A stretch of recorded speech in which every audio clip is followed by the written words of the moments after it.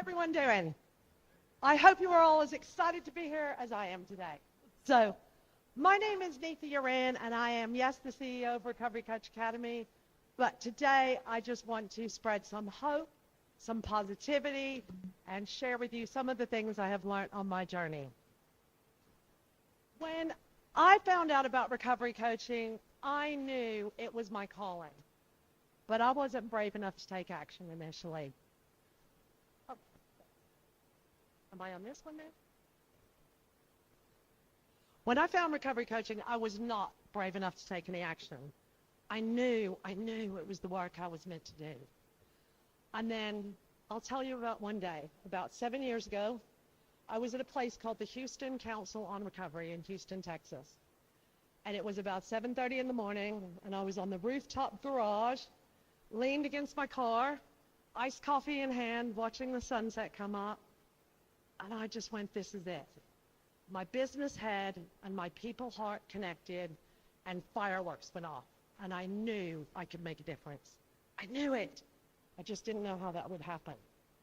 And the reason that day is so significant to me is because 3 days before, I dropped my daughter off at a residential treatment center for addiction. She was beaten, she was broken, but we had a window of opportunity where we could get help for her. And I never wanted my daughter to live in shame and silence and be anonymous if she did not choose to be anonymous. So that started this passion to make a difference. Today, I want to hopefully educate you a little bit about my journey.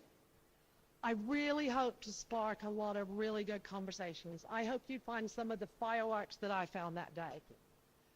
And I was going to say I want to create a few recovery allies in the room today, but I want to create a room full of global recovery allies here today so we can all make a difference, because it takes all of us. Let me give you a little bit of information. So we have chosen to align at Recovery Coach Academy with the SAMHSA definition of recovery. So that's the Substance Abuse and Mental Health Administration in the U.S. And they have defined recovery as a process of change which individuals improve their health, their wellness, live a self-directed life, and strive to reach their full potential. That's a really formal definition. So what does that look like in practicality? So when we're helping people improve their health and wellness, it's more than the drugs, the alcohol, the gambling, the technology, whatever that may be. It is how do we help them then manage any health conditions they have. All of a sudden they might choose to find better nutrition, better fitness, better ways of living, holistic ways of living. So as recovery and recovery coaches, we can support them with that whole journey beyond the stopping. Living a self-directed life, setting goals, going for what we want to achieve in life. Often people think that people in recovery spend a lot of time every day, maybe a church basement, drinking really bad coffee, meeting. People in recovery can change the world. They are so much more than that. They can inspire, they can take their lived experience. I met with a gentleman recently, and he wants to set up recovery roofing, where he trains people with a trade who are in recovery to set up their own businesses or have apprenticeships and make a difference. So often we believe in the people that we work with more than they believe in themselves initially. So we can be their cheerleaders, their motivators, their guides, their supporters to help all that come to life. And also people who want to strive to reach their full potential in recovery, be part of a community, make a difference. That can be things as simple as registering to vote for the first time. They have an impact. They might get involved with local community groups. They may actually decide to advocate in the Houses of Parliament. Who knows? But when we support people to reach their full potential, they may end up standing on a stage at Health 2.0 or Educational 2.0 talking to people like you. Oh, the clicker work. So when we create allies and advocate for recovery, we're able to break some of the stereotypes and myths around addiction, substance use, and recovery. A lot of people think from the media and the different ways we take information in, when you hear the word addiction, you think about stigma, loss, pain, broken families, broken marriages, unemployed, homelessness. There's more to it. That is addiction. We're talking about recovery. A lot of people think everyone has to hit rock bottom. And what I can tell you is when we create communities and spaces for caring, compassionate conversations, we don't have to let everybody hit rock bottom. We can intervene, we can provide that support, and we can make a difference. A lot of people think that people with a problem are only hurting themselves. My daughter, the pain that caused our family when she suffered with addiction. You know, when she was in an abusive relationship and we couldn't rescue, we couldn't help. You know, it was me, my husband, my mom, her son, the neighbors, our friends. So many other people are impacted. This is not a selfish one-person disease. And addiction is not a moral failing. At some point, it is not a choice. It is a way to survive. You know, it is a health condition. If somebody has cancer, the symptoms you may see are loss of hair, loss of weight, illness. And when they tell their friends, people rock up to the house with a casserole, some flowers, you know, how can we help you?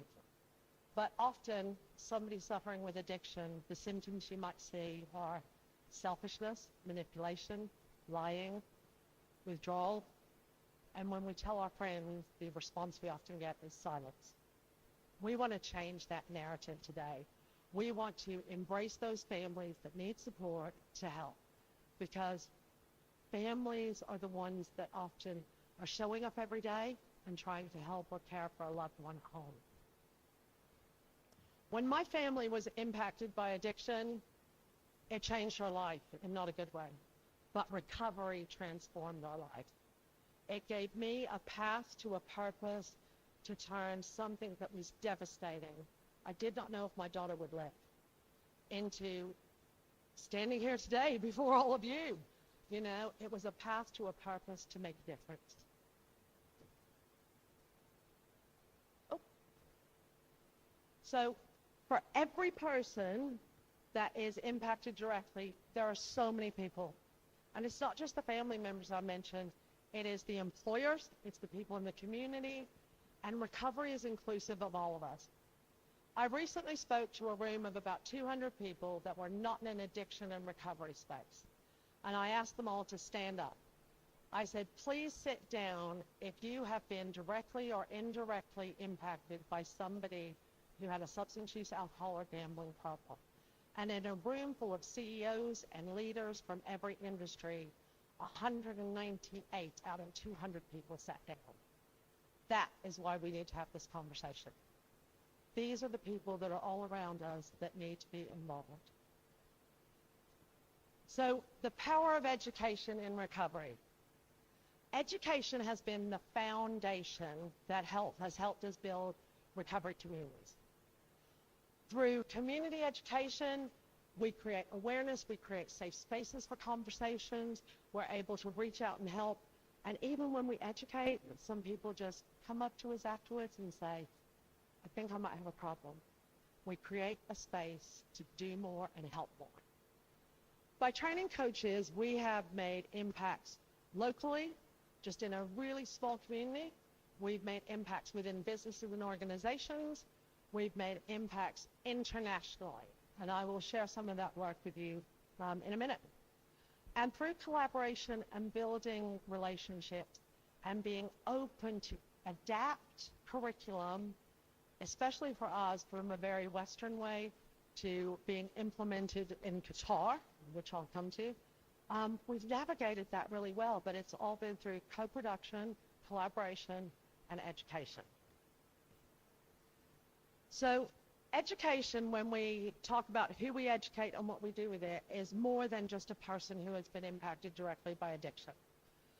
Yes, people with lived experience bring a very different heart and emotion. They can align with people, they can find trust and rapport, When we add professional skills to lived experience, it's priceless, like MasterCard.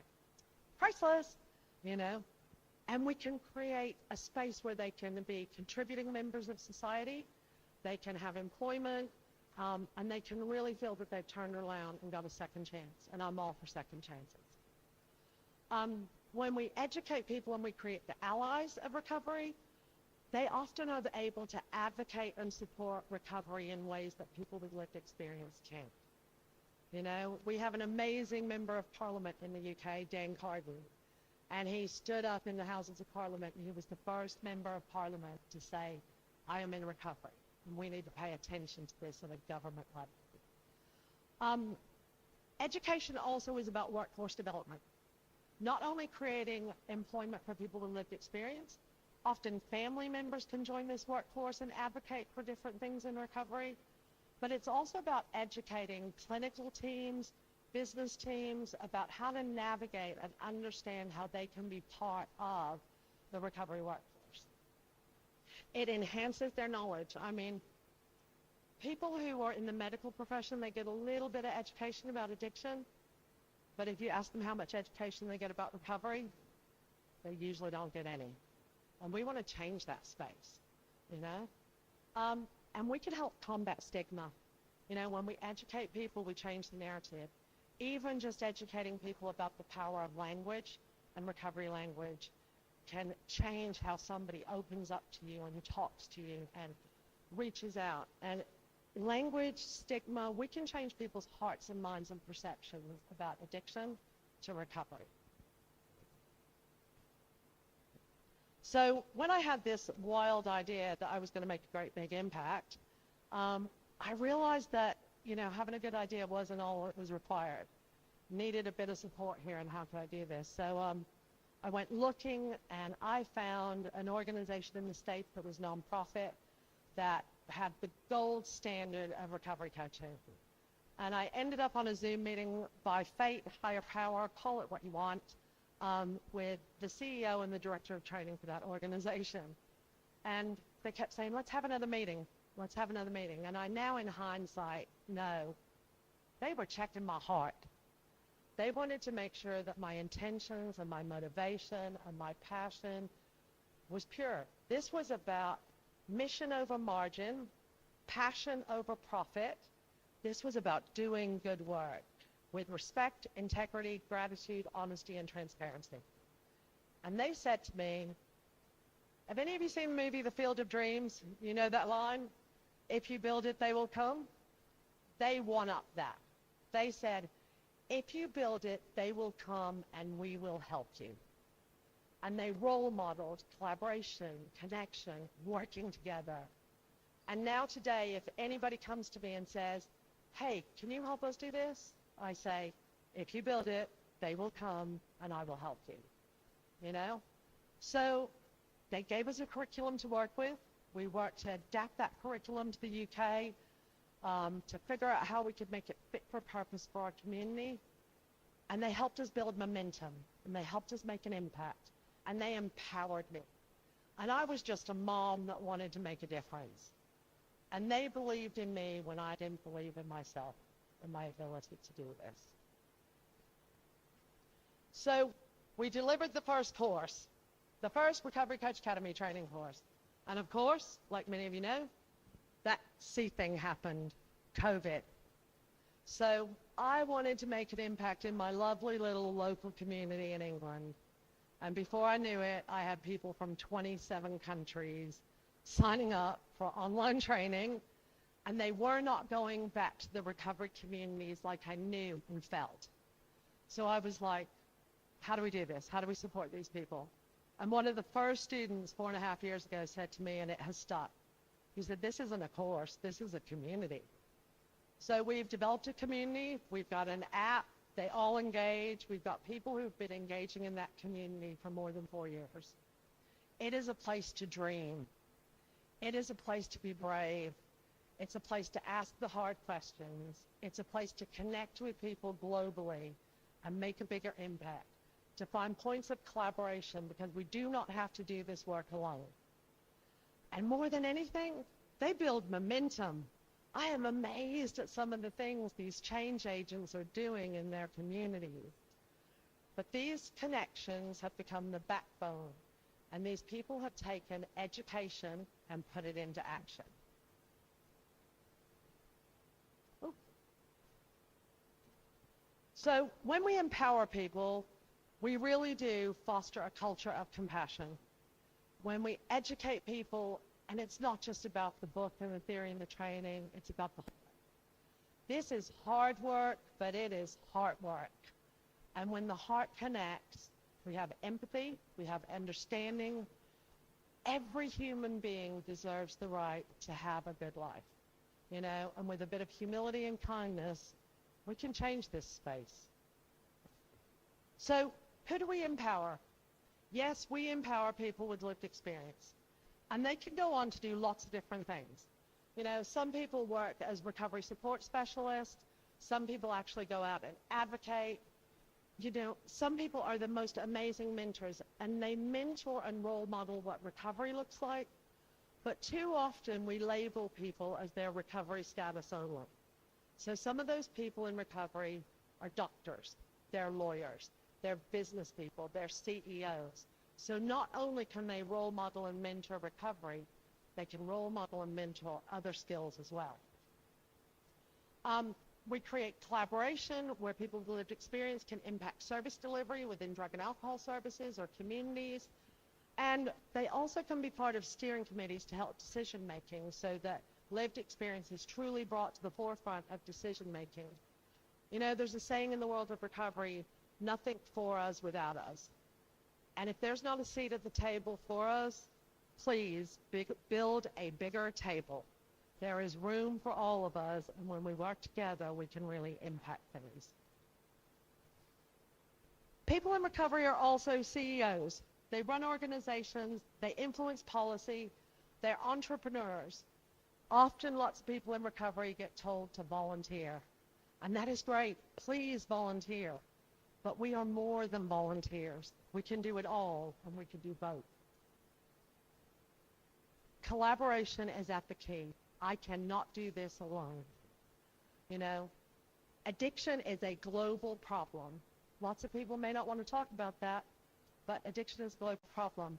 And I believe recovery coaching can be a part of that global solution.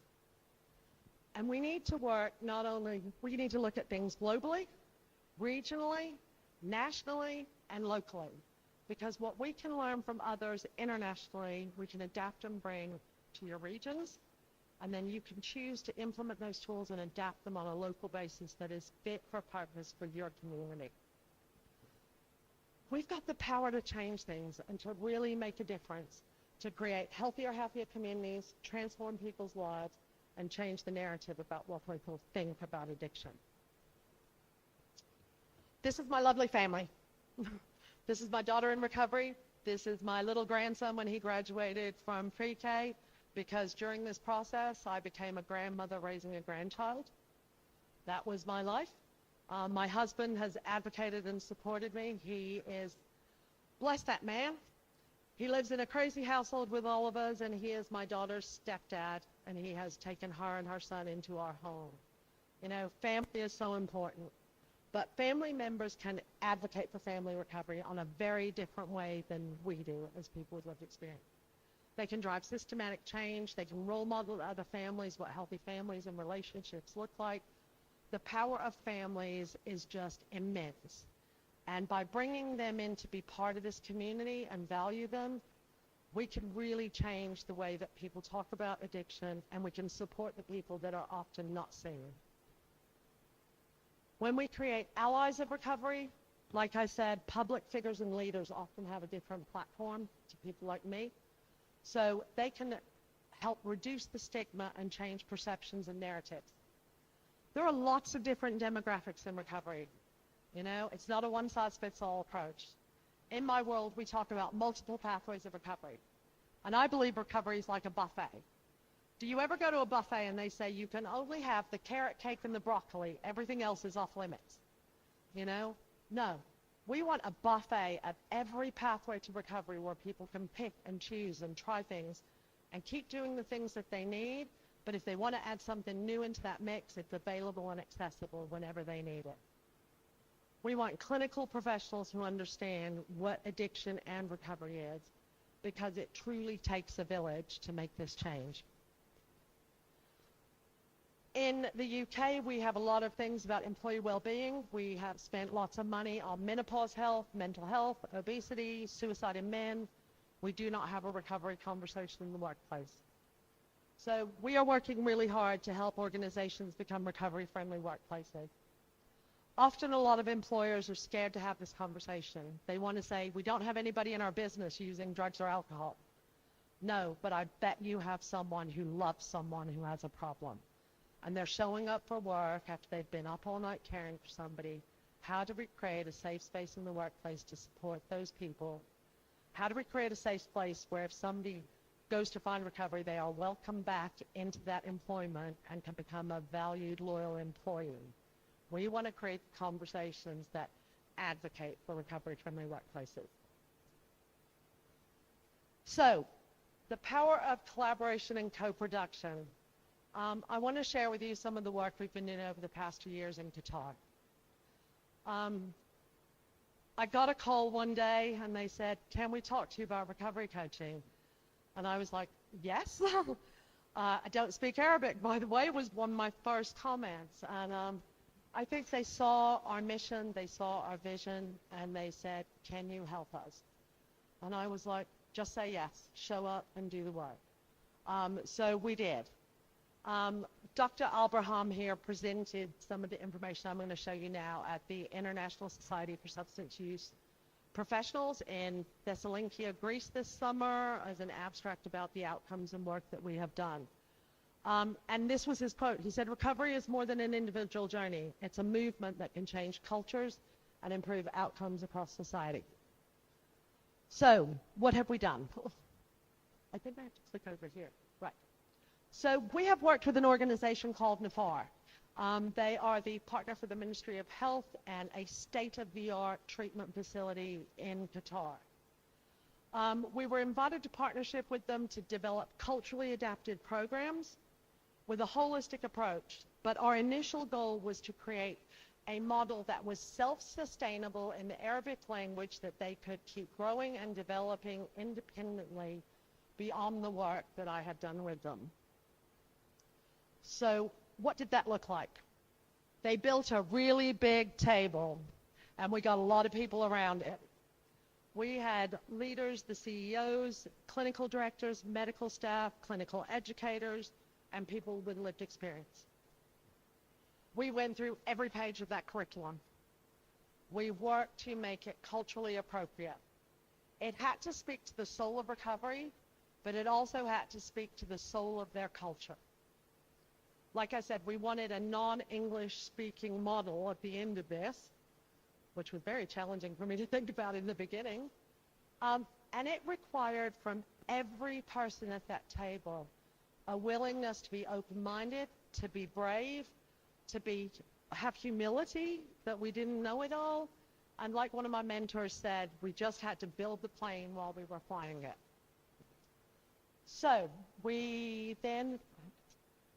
what we actually did, initially after we had a first draft of some culturally appropriate material, we delivered the first round of training, and we had about 50-something people in the room who spoke both Arabic and English.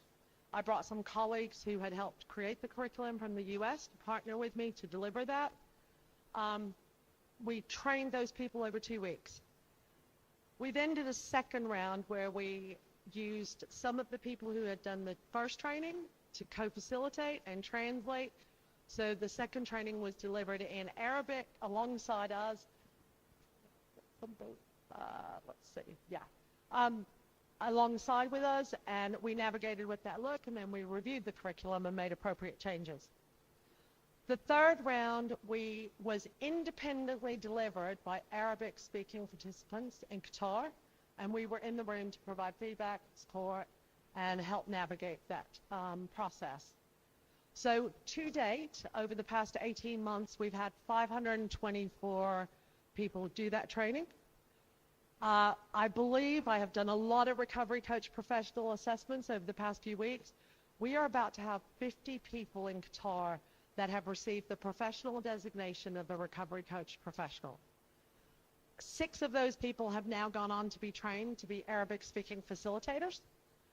And 6 recovery coaches have now been employed in a brand new role, full-time, providing recovery support services to individuals and families in Arabic within the facility.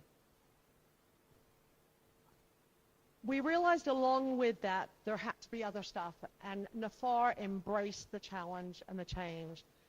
They now provide weekly group supervision and individual supervision. We like to call it coach-vision.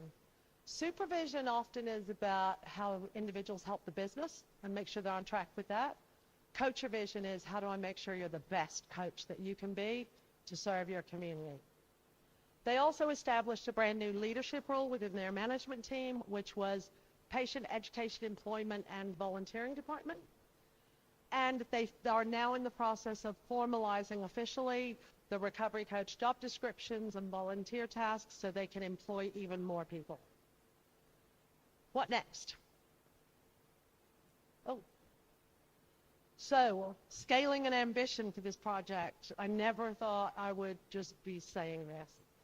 By the end of 2024, they hope to have 10 full-time paid recovery coaches with 20 trained volunteers taking on volunteer roles. They are now growing those recovery coach professionals with a cohort that they are supporting if they want to continue their education. So whether that be in counseling, psychology, fitness, whatever those recovery coaches choose to add. And I'll touch on fitness. You know, the power of getting on a bicycle, and coaching somebody while you just go on a bike ride has been immense. You know, in England, we work with an organization in Northern Ireland that does recovery coaching fitness. They have fitness trainers who work in a gym setting who are also recovery coaching, because not everybody wants to go to a treatment center or a drug and alcohol service. What next? We are hoping to expand the recovery coaching peer support training. We're adding more new curriculum to help upskill, where they are actually building a cohort of recovery coaches that are Qatari nationals to support Qatari families. We are hoping to grow the recovery coaching beyond the walls of NAFAR out into the community, and they have an ambition alongside us to extend this Arabic language recovery coaching opportunity across the whole of the region of the GCC.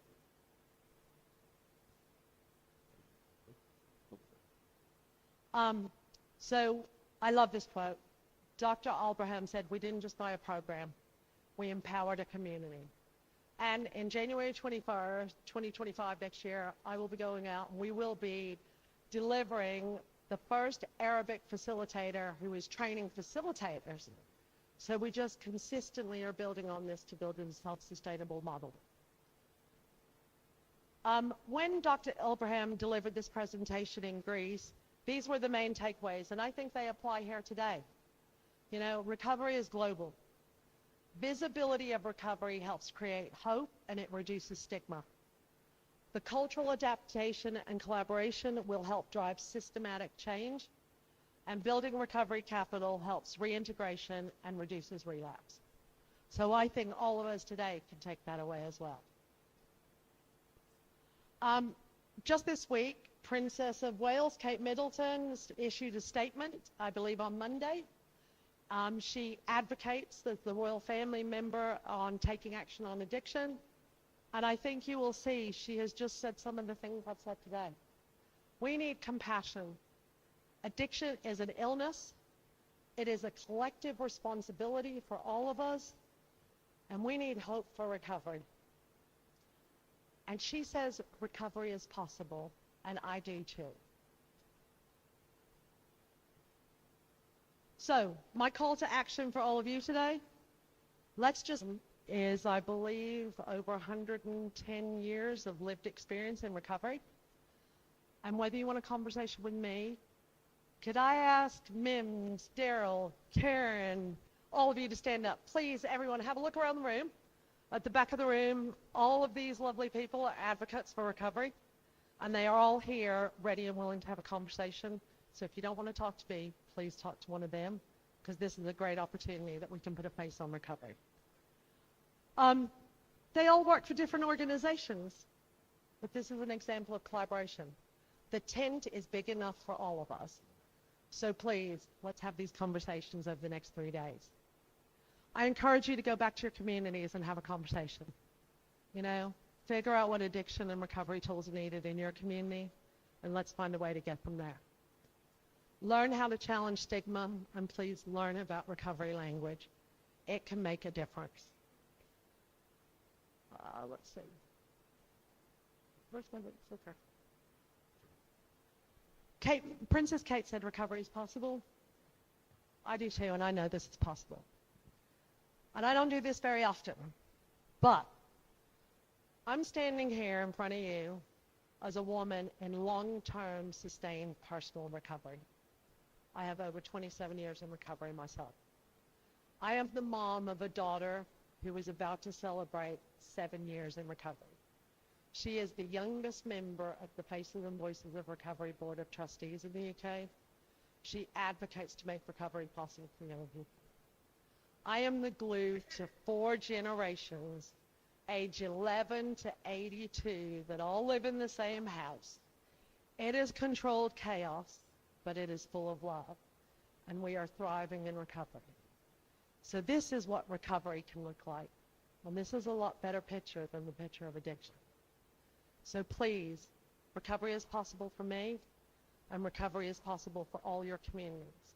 So if we can do anything to help while we are here, please reach out. And I want to thank Education 2.0 and Health 2.0, because we talk about recovery first in my world, but today they have put recovery first on day 1 of their conferences in 2 different rooms. So there is change happening. And I thank you all so much for your time.